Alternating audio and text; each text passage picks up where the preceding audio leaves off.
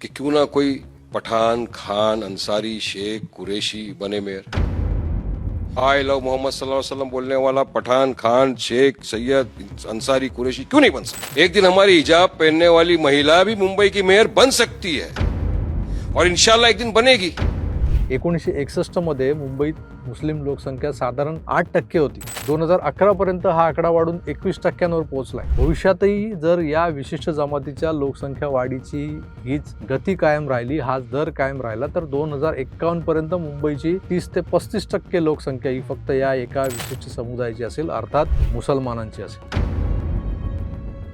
रस्त्यावर पथारा टाकून सामान विकणारे बांगलादेशी फेरीवाले बोकाळले कुणामुळे? त्यांच्याकडून हप्ते घेऊन त्यांना चढवून घेतलं कुणी आणि आता ते तुमची पार खोलून मारतायत. तेव्हा स्थिती काय तर सहन होत नाही आणि सांगता येत नाही. पण या नालायक राजकारण्यांनी आपदेतही संधी शोधली आहे. हे बांगलादेशी यांचे मतदार बनलेत. आता यांना निवडणुका जिंकून देणारी वोट बँक बनली. त्यामुळे मुंबईत बाहेर पडलात की मुसलमानच मुसलमान सगळीकडे, अशी अवस्था करून ठेवली या नालायक लोकांनी. आणि हा इशाराच पुन्हा एकदा सांगून जातोय की होय, मुंबईचा महापौर एखादा खान जरूर होऊ शकतो.